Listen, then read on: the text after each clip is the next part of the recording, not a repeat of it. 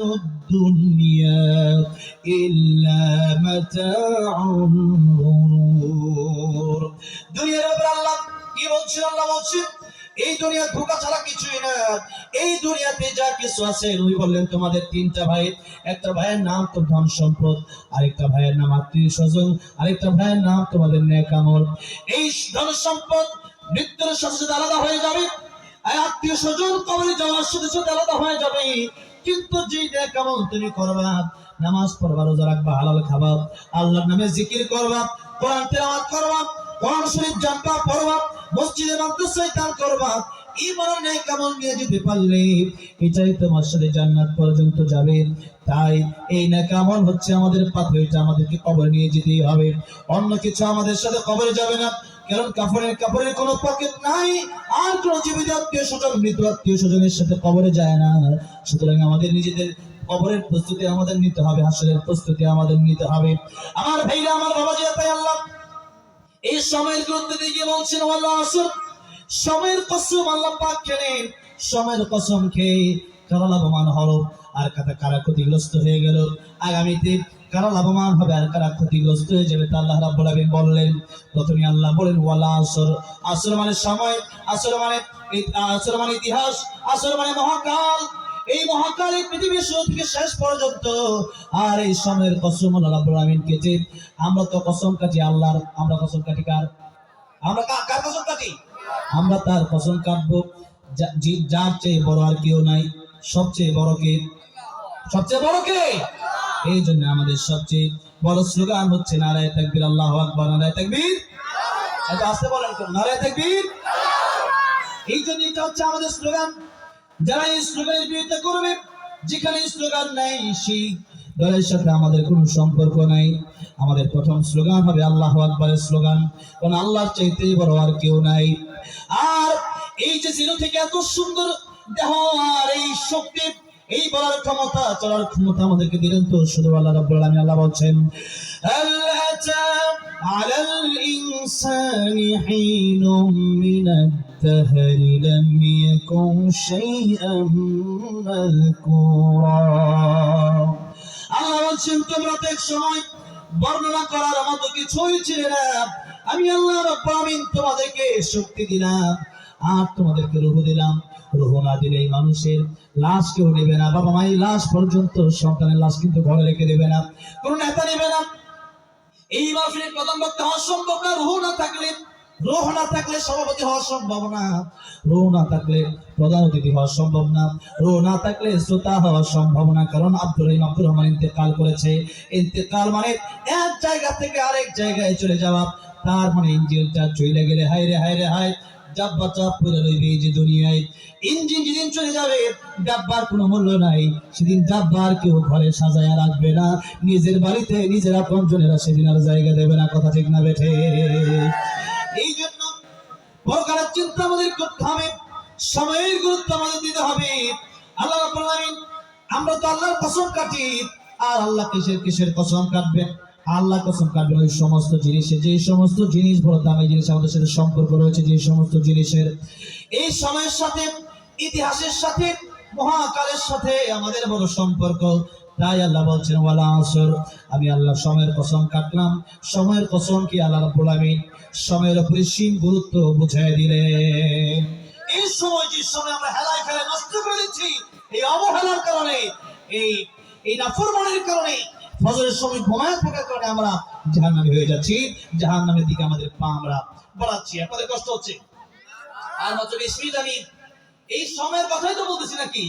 আমি এত গুরুত্ব দিই সময়কে, আমি যখন স্টেজে যাও তখন স্টেজ উঠি, 10:30 স্টেজ উঠছি, 12টায় শেষ করি, ঠিক দেখবেন শেষ হয়ে গেছে। এত গুরুত্ব, 1 মিনিটে শেষ হয় না। কেন?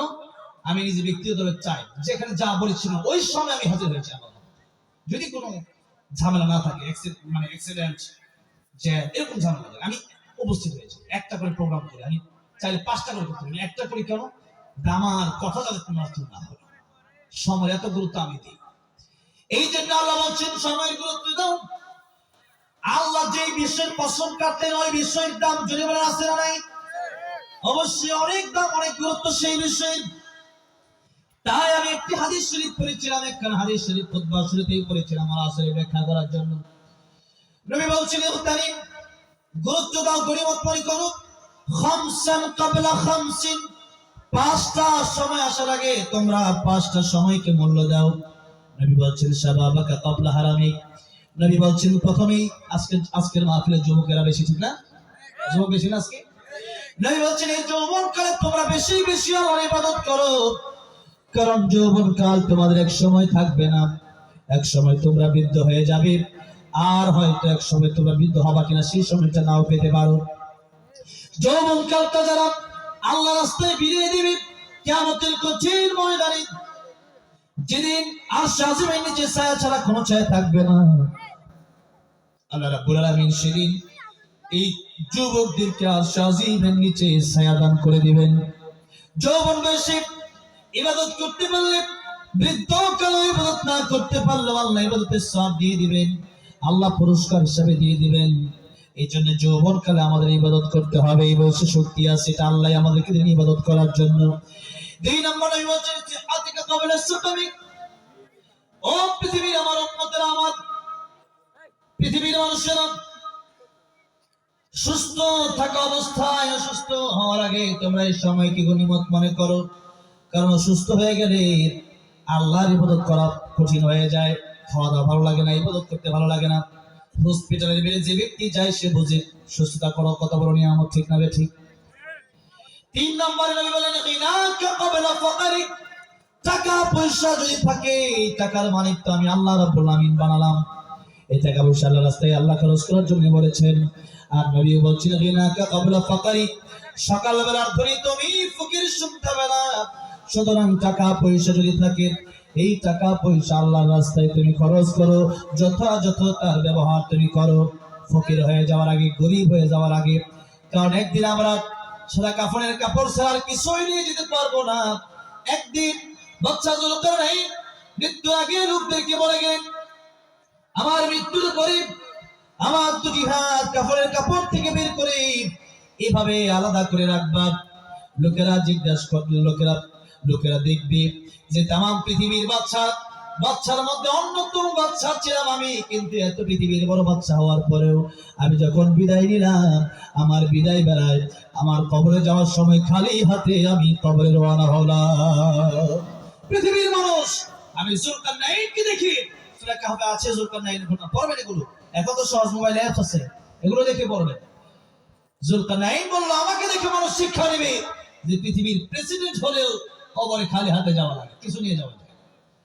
হালাল হারাম না মানিয়া কত টাকা করছো কামাই, এত টাকা রাখবা কোথায়, কাফনের তো পকেট নাই, টাকা পয়সা লইয়া কি কেউ কবরে গেছে, কি জবাব দিবি রে তুই আল্লাহর কাছে।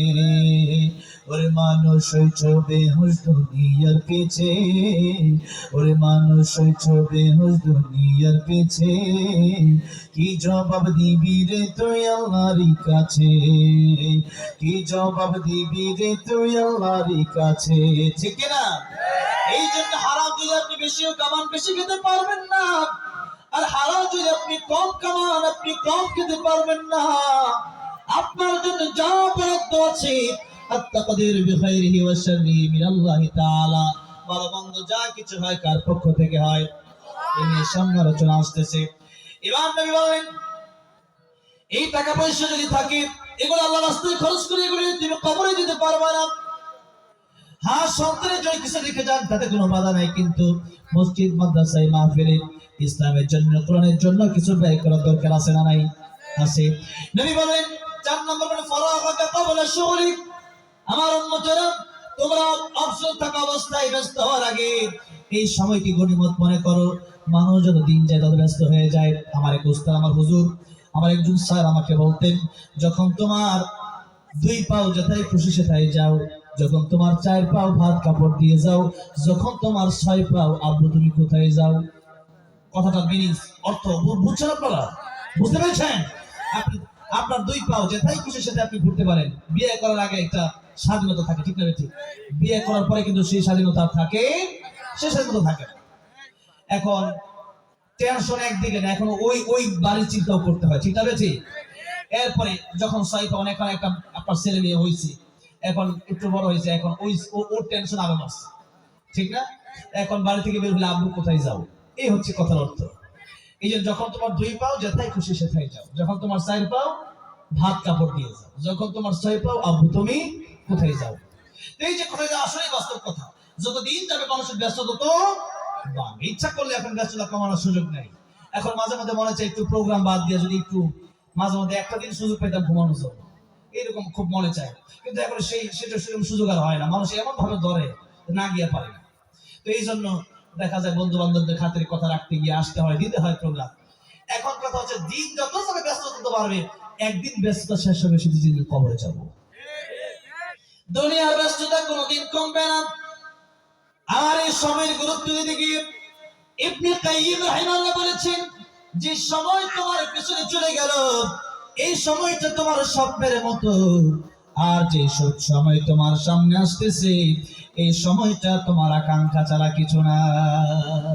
যে সময় চলে গেছে এই সময় একজন লক্ষ্য করে দেখেন, আমার 24 বছর বয়স, এই 24 বছর জীবনের পিছনে যদি আমি তাকাই, এটা স্বপ্নের মতো মনে হবে। সেই দিন, সেই শিশুকাল কি ফিরে আসবে আর জীবনে? শৈশবকাল ফিরে আসবে? আসবে না। যারা মুরব্বী হয়ে গেছে তাদের যৌবনকাল আর ফিরে আসবে না। এই সময় ফিরে আসবে না। যে সময় চলে যায় সেই সময় আর ফিরে আসে না। আর মানুষের সামনের দিনগুলো মানুষের আকাঙ্ক্ষা। দিনাজপুরে এই নীলফামারীতে একটা বাড়ি হলে মনটা চায় যে ঢাকায় একটা ফ্ল্যাট থাকলে ভালো হতো, মোটামুটি ঢাকায় গিয়ে একটু আরাম টারাম করতে পারতাম।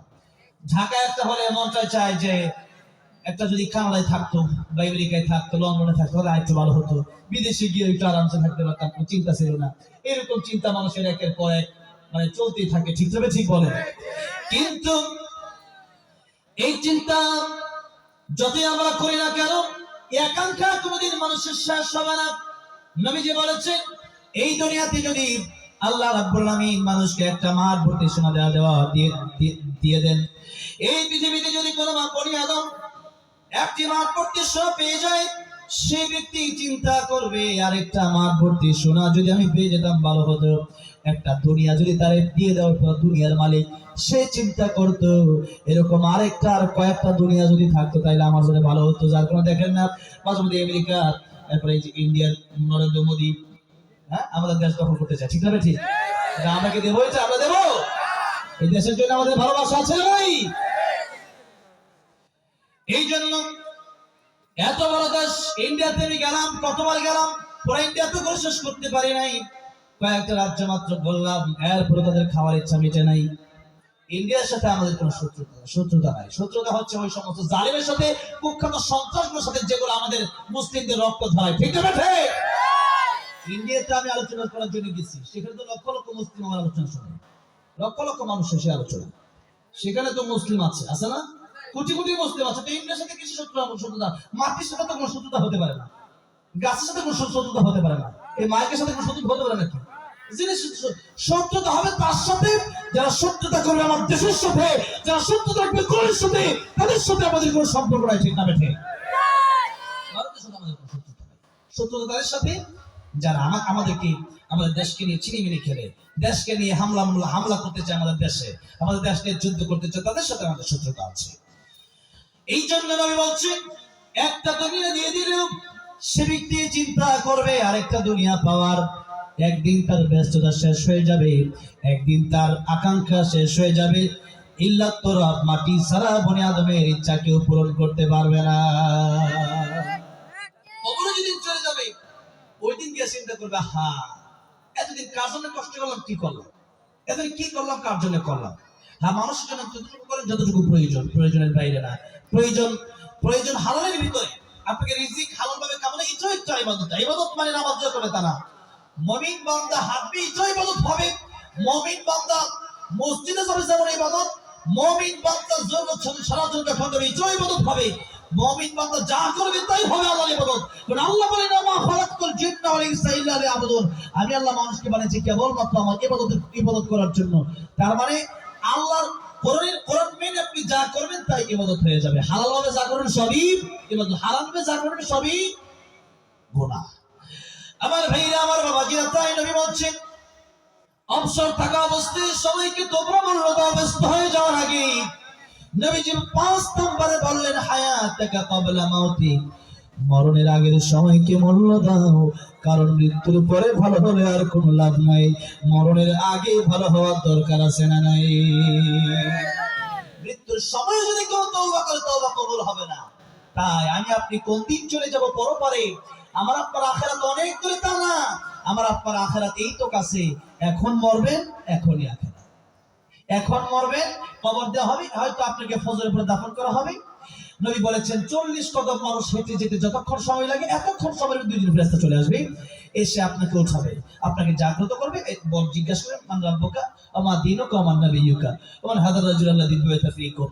তো যখন এই প্রশ্নগুলো করবে, তোমার রব কে, তোমার দিন কি, এবং রাসূল সাল্লাল্লাহু আলাইহি ওয়াসাল্লামকে দেখা জিজ্ঞেস করবে চিনো কিনা দেখো, তখন এই প্রশ্নের উত্তর দিয়ে দিতে পারলে তখন আল্লাহ বলবে আমার বান্দার কবরে জান্নাতের বিছানা বিছিয়ে দাও, আমার বান্দাকে জান্নাতের পোশাক পরায় দাও। হাজার হাজার 40, 50 হাজার 1 লক্ষ বছর ঘুমাবে, কিন্তু কোনোদিন তার ঘুম কেউ ভাঙাতে পারবে না। সুবহানাল্লাহ। আর যদি ঘুমায়া ফজর কাজা করে দেন, 1 বছর 2 বছর 3 বছর 4 বছর 40 বছরে 50টা বছর মাত্র, নবীজি বলছেন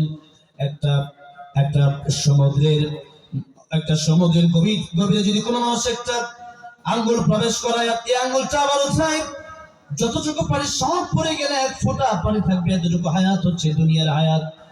আর বাকি সমুদ্রের পানি পুরোটাই হচ্ছে আখিরাতের হায়াত। এই জন্য আখিরাতের চিন্তা আমাদের করতে হবে। এই সময়টা আল্লাহ রাব্বুল আলামিন আমাদেরকে দিলেন আখিরাতের কাজ করার জন্য। নবী বলেছেন দুনিয়া মাজরাতুল আখিরাত। এই দুনিয়াটা তোমাদেরকে আমি আল্লাহ রাব্বুল আলামিন কাজের জন্য দিলাম। নবী বলছেন এই দুনিয়া তোমাদের চাষাবাদের জায়গা। কিসের জায়গা বলেন? কিসের জায়গা? চাষাবাদ। এখানে চাষ করবা, আখিরাতে গিয়েছে এই গাছের ফলগুলো তোমরা পাবা। তাই এই দুনিয়াকে শুধুমাত্র ভোগ বিলাসের জায়গা আমরা মনে করলে হবে না। কাফির বিমানেরা মনে করবে খাও দাও ফুর্তি করো, দুনিয়াটা মস্ত বড়, কিন্তু এই চিন্তা আমার করলে হবে না। আমার চিন্তা করতে হবে, আমার পরকালের চিন্তা করতে হবে, নামাজের চিন্তা করতে হবে। কিয়ামতের ময়দানে নামাজের হিসাব সর্বপ্রথম নেওয়া হবে। নামাজের হিসাব দিতে গিয়ে যারা ধরা খেয়ে যাবে, সব জায়গায় ধরা খেয়ে যাবে। আর নামাজের হিসাব দিতে গিয়ে যারা পার পেয়ে যাবে, সব জায়গায় তারা পার পেয়ে আল্লাহর তরি জান্নাতে তারা চলে যাবে। এই জন্য নামাজ আমাদেরকে পড়তে হবে। নামাজ শুনতে হওয়ার জন্য আমাদেরকে কোরআন শরীফ সহি শুদ্ধ করে শিখতে হবে। আমার ভাইরা, আমার বাবাজিরা, সময়ের গুরুত্ব বোঝাতে গিয়ে অনেক লম্বা সময় আমি কথা বলে ফেললাম। এবার আল্লাহ সময়ের কসম কি বলেন, সময়ের মূল্য দাও, সময়ের গুরুত্ব দাও। এই সময় তোমাদেরকে আমি আল্লাহ দিলাম, আল্লাহ আমার ইবাদতের জন্য ইবাদত বেশি বেশি করো, কোনার দিকে যেও না। এরপর আল্লাহ বলছেন ইন্নাল ইনসানা লাফি খুসর। আল্লাহ নবীকে বলেছেন তারা ক্ষতিগ্রস্ত। আল্লাহ প্রথমেই সেই জবাব দিচ্ছেন, এরপরে তাম পৃথিবীর মানুষের জবাব দিচ্ছে। আল্লাহ বলেন তাম পৃথিবীর সব মানুষ ক্ষতির মধ্যে ডুবে আছে। ক্ষতির মধ্যে কি আছে? কি করতেছে? ডুবে আছে। এখন মনে করেন কোন পুকুর, কোন নদী, কোন খাল, বিল, কোলাতে আমরা যখন মাঝে মধ্যে সাঁতার কাটতে যাই, এরকম পুকুর আছে না, মাঝে মধ্যে সাঁতার কাটতে যায় না? এখন মনে করেন আপনার পীর সাহেব আপনার একটা পুকুর নিয়ে গেছে, যে পীরকে আপনি এত ভালোবাসেন, যে পীরের সাথে জীবনে একবার সাক্ষাৎ করতে পারলে আপনি মনে করেন যে আপনার ভাগ্য খুলে গেছে। আপনি হাতটা মুসাফা করতে পারলে মনে করতেছেন যে এই পীর সাহেব খুবই ভালো, আমার জীবনটা ধন্য হয়ে গেছে। এরকম একজন পীর সাহেব, তার সাথে আপনি একটা পুকুরে গেছেন মনে করেন গোসল করার জন্য। এখন গোসল করার জন্য গিয়ে পীর সাহেব আপনাকে বললো একসাথে চলো গোসল করি। হ্যাঁ, আপনি বলেন ঠিক আছে। এখন পীর সাহেব বললো একটু ডুব দিয়েছো, কে কতক্ষণ থাকতে পারে? এরকম ডুবের পরিচিত হয় না, কে কতক্ষণ থাকতে পারে? একজন উঠছে, উঠে দেখে সে উঠে নেয়, সে উঠে দেখে সে উঠে নেয়, সে এখন ঘন্টার পর ঘন্টা যায়। ঠিক না? ঠিক। এখন পীর সাহেব বললো ঠিক আছে, দেখি কতক্ষণ থাকতে পারে। আজকে কাজ করি, তোমাকে একটু সুবায় রাখে দিই, তুমি কতক্ষণ থাকতে পারে। সুবায় রাখছে, নিজে ধরে রাখছে পানির নিচে তার মাথা। 1 মিনিট, 2 মিনিট, 3 মিনিট, 5 মিনিট। এখন সে কি করবে? একটু লড়াচড় দিবে না? পানির নিচ থেকে লড়াচড় দিবে না? কেন দিবে? যে আমার পীর সাহেব বলে কি, আমাকে বাঁচতে হবে। ঠিক না? ঠিক। আমার যত বড় পীরই হোক, আমার জীবন বাঁচাতে হবে। যদি তার নেতা হয়, যে এমন নেতা, যে অমুক নেতা চৈত্র ফুলের মতো পবিত্র, এমন নেতা তারা সুবায় রাখছে 5 মিনিট, সে কি করবে? সরেন নেতা। ঠিক না? বলে ঝাঁকড়ে দিবে না? দিবে। এরপরও স্যার এবার 2টা ঘুষিও মারবে। ঠিক না? ঠিক। তোমার তো নেতা আমার দরকার, তুই পানির চুবায় রাখছো। ঠিক না? ঠিক। তোমার তো পীর আমার দরকার। এবার যখন বসে দিলেও কাজ হয় না, এরকম একটা লাথিও দিতে পারে। কেন দিবে? যে আমি বাঁচতে পারতেছি না, কিসের নেতা কিসের আগে বাঁচি, এটা বলে যাচ্ছে আমার দম পুরা 1 2 3 5 মিনিট হয়ে যাচ্ছে, আর 1 মিনিট মরেই যাবো, আমি আগে বাঁচি, এরপরে পিল দেখা যাবে। ঠিক তেমনি ভাবে আমরা ক্ষতির সাগরের মধ্যে ডুবে আছি। এখন এই ক্ষতির সাগর থেকে যদি এই জীবন্ত অবস্থা থেকে সাগরের পাড়ে যেতে হয়, পুকুরের উপরে উঠতে হয়, তাহলে যদি কোনো পীরকে ছাড়া লাগে তাহলে পীরকে ছাড়বেন না, ছাড়বেন না, ছেড়ে দিতে হবে। যদি কোনো নেতাকে ছাড়া লাগে, নেতাকে ছাড়া লাগবে না, নেতাকে লা তাআতা লিমাখলুকিন ফি মাসিয়াতিল খালিক। পীর যদি বলে নামাজ লাগে না, এই পীর দরকার আছে?